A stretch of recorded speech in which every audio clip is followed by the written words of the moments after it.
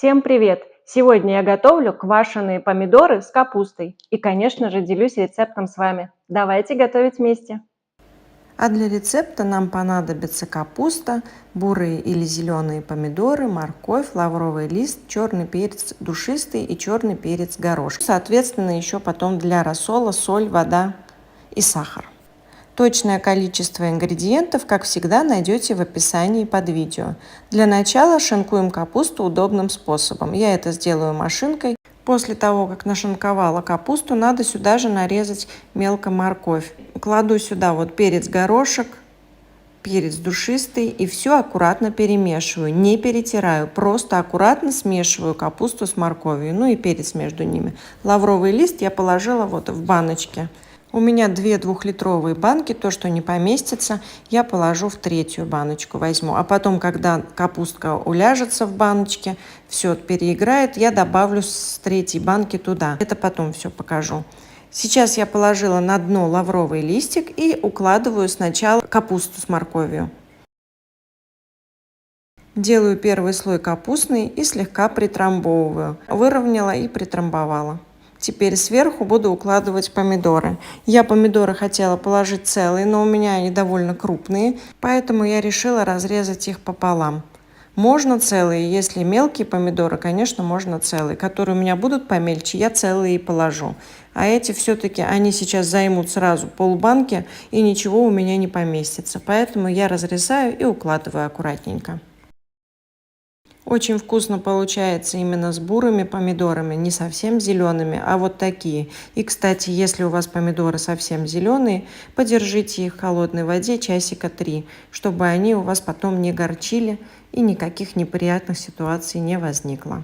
Это иногда бывает, если помидоры совсем зеленые-зеленые. Вот таким образом сложила помидоры, слегка их рукой тоже выровняла, подровняла, чтобы слой был ровный. И сверху опять закладываю капусту слой.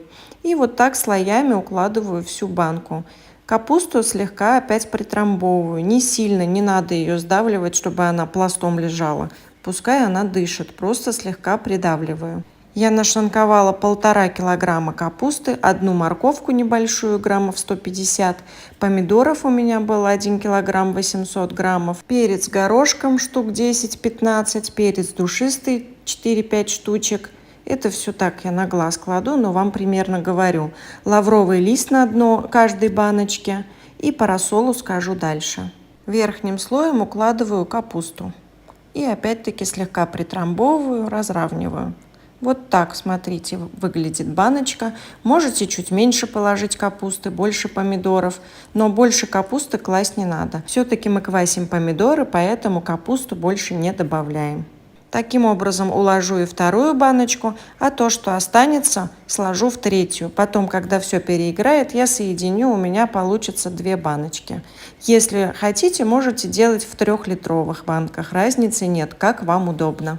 И, как я и сказала, помидоры, которые более мелкие, я кладу целиком, которые более крупные, разрезаю пополам. В итоге у меня получилось 3 двухлитровые банки, 3-я она не совсем такая забитая, чуть там все посвободнее. Теперь осталось приготовить рассол и залить наши баночки этим рассолом.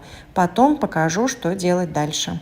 Чтобы приготовить рассол, нам понадобится питьевая вода, соль и сахар. На каждый литр воды кладу 2 столовые ложки соли с горкой и чайную ложку сахара. И если квасить только капусту, делаем то же самое, только соль кладем 2 столовые ложки без горки. Чисто капуста без помидоров будет кваситься 3, максимум 4 дня. Потом надо будет убрать ее в холодильник и все. С помидорами процесс немного длительнее.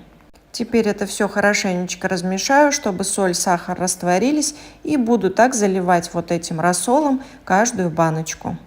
Банки заливаю не до самых краев, а оставляю немного места, чтобы капуста наша с помидорами дышали. Вот так. Банки я оставляю на кухонном столе, прикрыв их крышками. Обратите внимание, что не плотно закрыв, а прикрыв и оставив щель. На всякий случай под банки я кладу тарелки, что если жидкость начнет вытекать, чтобы она была в тарелочках, и я ее туда возвращала. На утро я начинаю прокалывать вот так банки, до дна достаю деревянной палочкой. Видите, уже пошли пузырьки, уже начался процесс брожения. Так я буду все баночки вот так пройдусь, выпущу лишний оттуда воздух и опять прикрываю крышками и оставляю на кухне. Так я буду проделывать 2-3 раза в день. Никуда не убираю, оставляю при комнатной температуре. Пошли третьи сутки. Процесс идет активнее. Видите, выходит воздух, как хорошо. Сверху пена, рассол помутнел. Все идет по плану. Продолжаю помогать деревянной палочкой 2-3 раза в день. Это обязательно. На 4-й день у меня все выглядит вот так. Капуста уже готова. Я сейчас переложу с 3-й банки помидоры по 2 банкам, которые были полные. А капусту уже можно есть, остаток убирать в холодильник, который без помидоров баночка останется. Сейчас я еще раз прокалю все. Посмотрите, уже процесс брожения идет очень медленно. Капуста, потому что уже готова. У нас теперь помидоры доквашиваются. Поэтому сейчас вот поближе видно, что пузырьков уже таких нет. Видите, все уже спокойно. Рассол мутненький. Все хорошо, так и должно быть. Я вам специально показываю поближе, чтобы вы видели, как идет процесс, что уже воздух не выходит практически, пузырьков больших нет.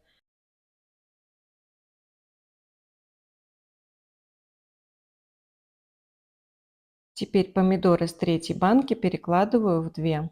Естественно, когда перекладываю помидоры в банку, жидкость выливается, но у нас для этого под банками есть тарелочки, а закон Архимеда никто не отменял. И этот как бы лишний рассол я перелью в банку с оставшейся капустой. Получились помидоры с капустой в 2 банках и отдельно еще немного капусты. Помидоры выглядят уже красиво, они вот такие аппетитненькие, но они еще не готовы. Вот хочу показать вам поближе, как хорошо, как красиво выглядит помидор. Очень аппетитненький.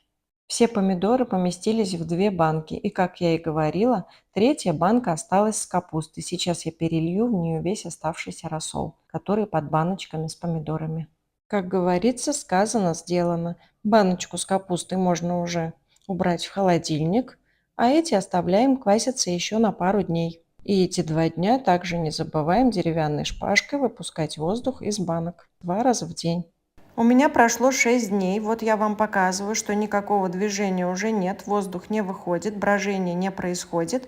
То есть можно закрыть крышками и убрать в холодильник. У вас может простоять 5 дней, может простоять 7 дней. Зависит от температуры на вашей кухне. Смотрите, вот как прекращается это движение воздуха, значит убирайте в холодильник.